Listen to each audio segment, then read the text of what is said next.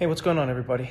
What's really interesting about what's happening in America right now is that a lot of people don't seem to realize how dominoes connect, how one piece knocks another piece that knocks another piece, and in the end creates a giant wave.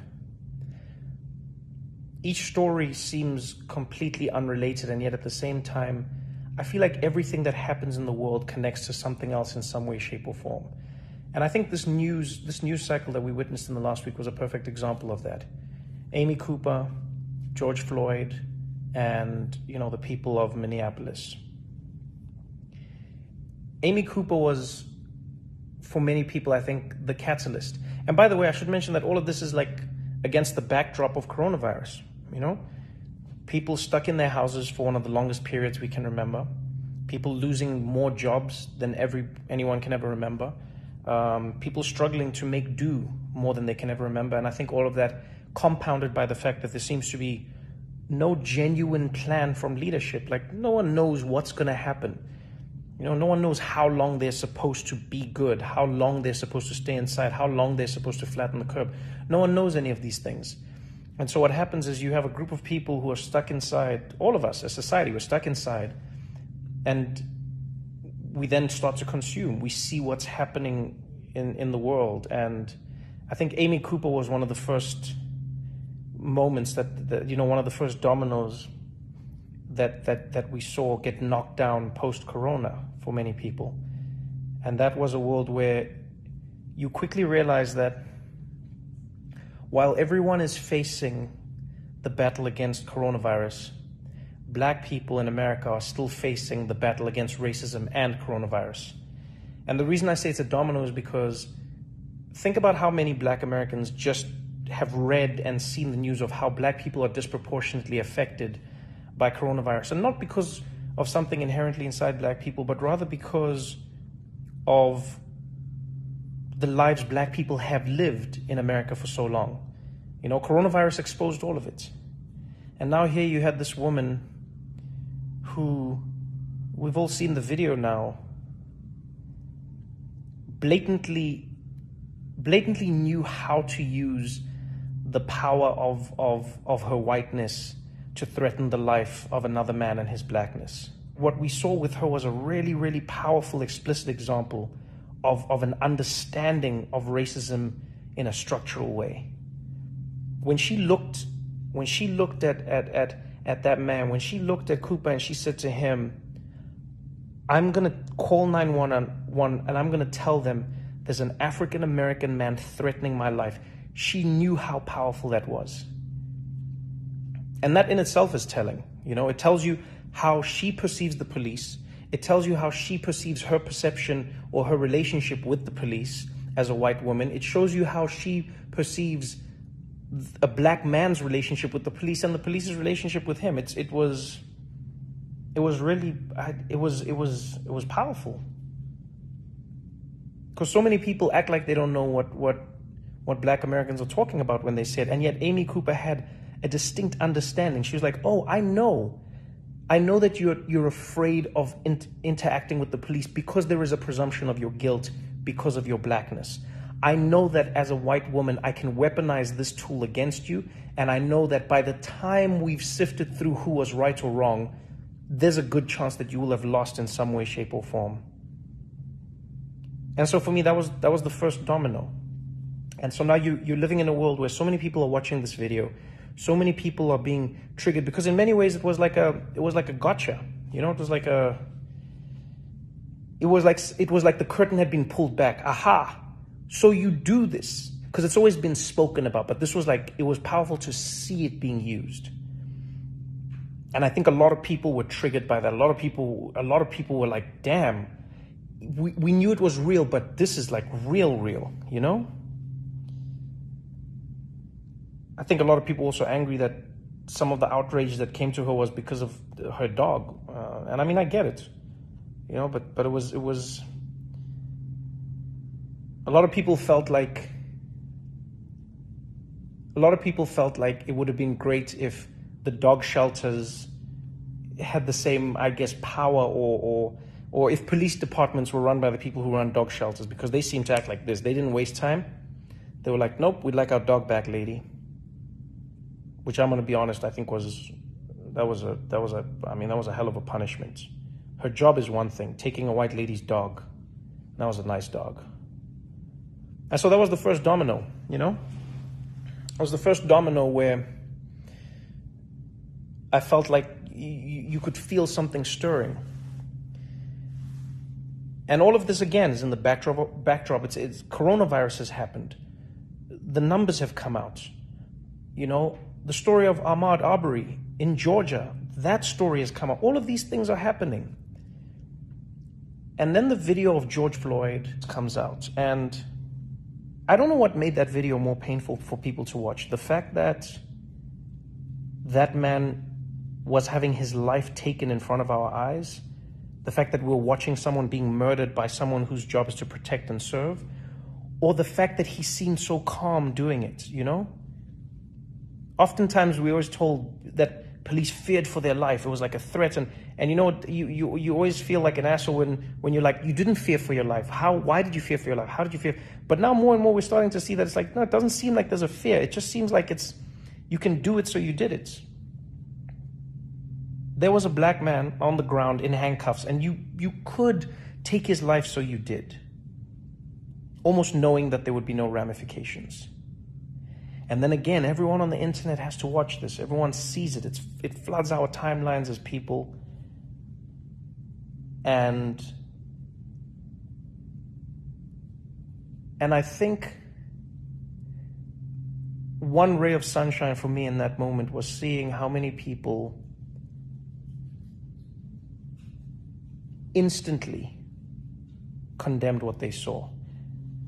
You know, and maybe it's because I'm an optimistic person, but I don't think I've ever seen anything like that, especially not in America. I haven't seen a police video come out and just see across the board. I mean, even Fox News commentators and police chiefs from around the country immediately condemning what they saw. No questions, not what was he doing, not just going, no, what happened here was wrong. It was wrong. This person got murdered on camera. And then the police were fired. Great. But I think what people take for granted is how much for so many people that feels like nothing, you know? How many of us as human beings can take the life of another human being and then have firing be the worst thing that happens to us?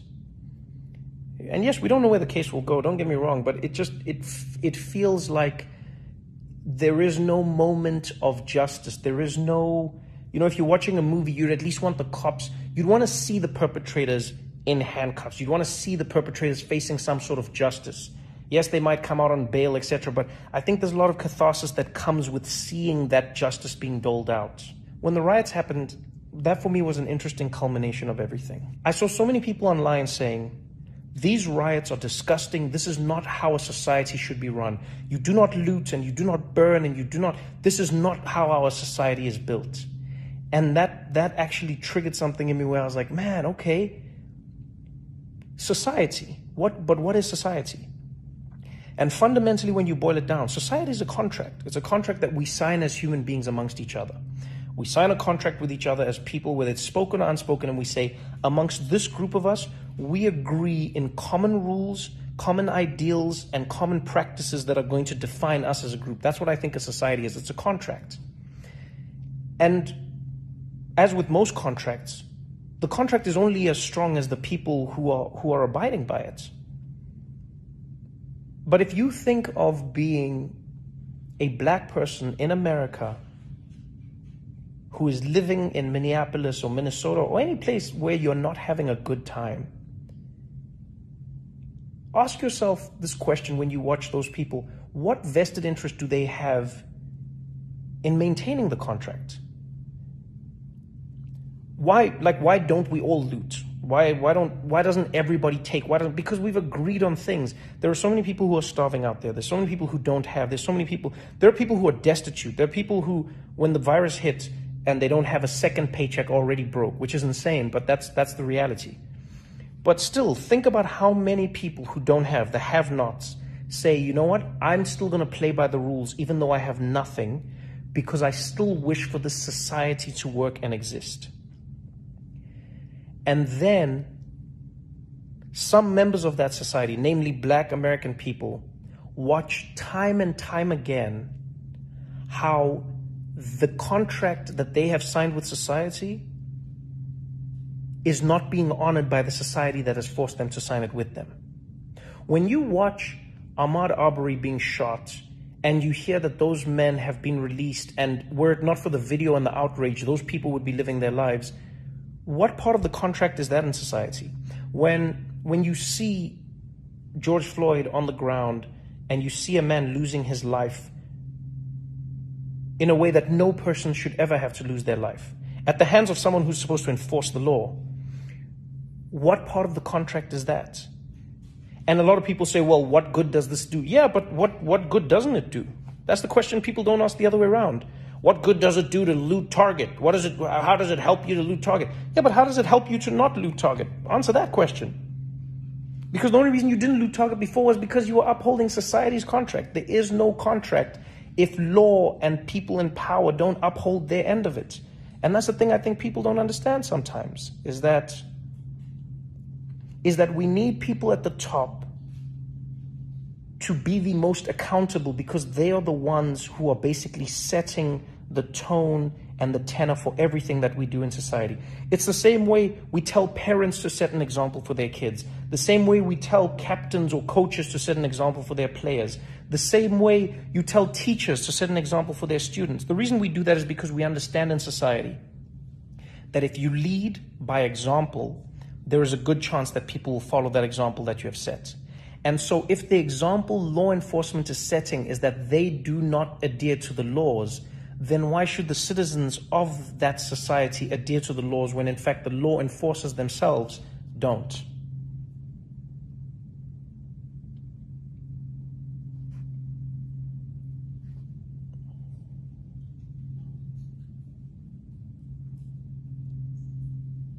There's a really fantastic chapter in Malcolm Gladwell's book, David and Goliath, where he talks about the principles. What is it? He talks about the principles of legitimacy. And he says, in order for us to argue that any society or any legal body or any power is legitimate, we have to agree on core principles. And those 3 principles, if I remember correctly, is number 1, we have to agree on what the principles are. Number 2, we have to believe that the people who are enforcing the principles are going to enforce them fairly. And number 3, we have to agree that everyone in that society is going to be treated fairly according to those principles. It is safe to say in this 1 week alone, and maybe even from the beginning of coronavirus really blowing out in America, Black Americans have seen their principles completely delegitimized. Because if you're a Black person in America right now and you're watching this, if you're a Black American person specifically and you're watching this, what principles are you seeing? I think sometimes the thing we need to remember, and it's something I haven't remembered my whole life. You start to learn these things, you know, when you travel the world, when you read, when you learn about society, I think, is that like when you are a have and when you are a have-not, you see the world in very different ways. And a lot of the time people say to the have-nots, this is not the right way to handle things. When Colin Kaepernick kneels, they say this is not the right way to protest. When Martin Luther King had children as part of his protests in Birmingham, Alabama, people said having children as your protest is not the right way to do things. When he marched in Selma, people said this is not the right way to do things. When people marched through the streets in South Africa during apartheid, they said this is not the right way to do things. When people burn things, they say it's never the right way, because there is never a right way to protest. And I've said this before, there is no right way to protest, because that's what protest is. It cannot be right because you are protesting against a thing that is stopping you. And so I think what a lot of people don't realize is the same way you might have experienced even more anger and more just visceral disdain watching those people loot that target. Think to yourselves, or maybe it would help you if you think about that unease that you felt watching that target being looted. Try to imagine how it must feel for Black Americans when they watch themselves being looted every single day. Because that's fundamentally what's happening in America. Police in America are looting Black bodies. And I know someone might think that's an extreme phrase, but it's not, because here's the thing I think a lot of people don't realize. George Floyd died. That is part of the reason the story became so big, is because he died. But how many George Floyds are there that don't die? How many men are having knees put on their necks? How many Sandra Blands are out there being tossed around? It doesn't make the news because it's not grim enough. It doesn't even get us enough anymore. It's only the deaths, the gruesome deaths that stick out. But imagine to yourself, if you grew up in a community where every day someone had their knee on your neck, where every day somebody was out there oppressing you every single day. You tell me what that does to you as a society, as a community, as a group of people. And when you know that this is happening because of the color of your skin, not because the people are saying it's happening because of the color of your skin, but rather because it is only happening to you and you're the only people who have that skin color.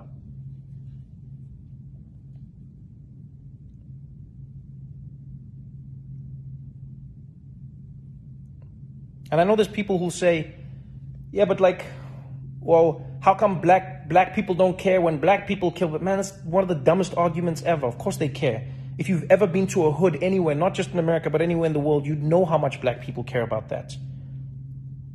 If you know anything about under-policing and over-policing, though, you would understand how that comes to be. The police show Black people how valuable their lives are considered by the society. And so then those people who live in those communities know how to or not deal with those lives. Because best believe, if you kill a white person, especially in America, there is a whole lot more justice than is coming your way than if you killed some Black body in a Black neighborhood somewhere.